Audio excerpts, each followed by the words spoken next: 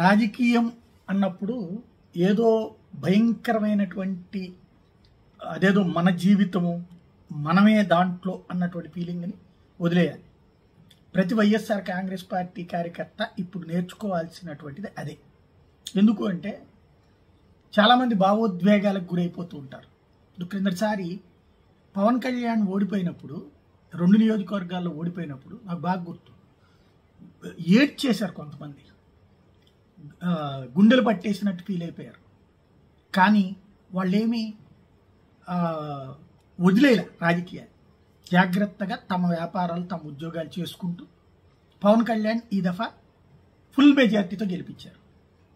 ఇప్పుడు వైఎస్ఆర్ కాంగ్రెస్ పార్టీకి సంబంధించిన కార్యకర్తలు నేర్చుకోవాల్సింది ఏంటి అంటే, ఎస్పెషల్లీ ఈ మూమెంట్లో భావోద్వేగాలకు గురైపోయి ఆవేశకావేశాలకి ఎవరో మాట్లాడితే రెచ్చిపోవడాలు ఇట్లాంటిది కాకుండా ఎక్కడ లోపం ఉంది, ప్రజలు ఎందుకు నిరాదరించారు, ఎందుకు నిరాకరించారు, ఈ విషయాలు ఇంతకుముందు పార్టీ నాయకులు జగన్కి చెప్పు ఉండకపోవచ్చు.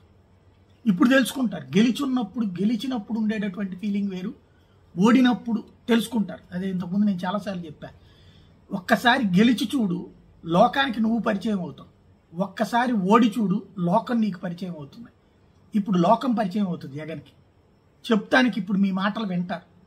కాబట్టి ఎందుకు జనం ఓటేయలేదు అన్నటువంటి విషయాన్ని తెలుసుకుని జగన్కి చెప్పడం, భవిష్యత్ రాజకీయం చూసుకోవడం. ముందు మీ జీవితాలు, రాజకీయం అనేటువంటిది మీ జీవితంలో ఒక పార్ట్. నాయకులకి అవసరం, నాయకులకి అది లేకపోతే బతకలేరు. మీకెందుకు? కార్యకర్తలు ఎందుకు దీంట్లో మనోవేదనకు గురైపోవడం, లేకపోతే భావోద్వేగాలకు గురైపోవడం? అది కంట్రోల్ చేసుకోవాలి ఈ టైంలో.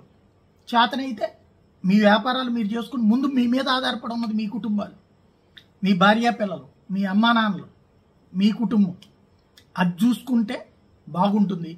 అనవసరమైనటువంటి హడావిళ్లలో ఎవరితోనో గొడవలకు పట్టము, వివాదాలు పడ్డము, ఇవన్నీ ఈ టైంలో వదిలేసి కూల్గా ఎవరి పని వాళ్ళు చేసుకుని, చేతనైతే నెక్స్ట్ ట్రిప్ ఉండటం, లేదా అసలు రాజకీయం వదిలేసుకుని ఎవరి పని వాళ్ళు చేసుకోవడం బెటర్.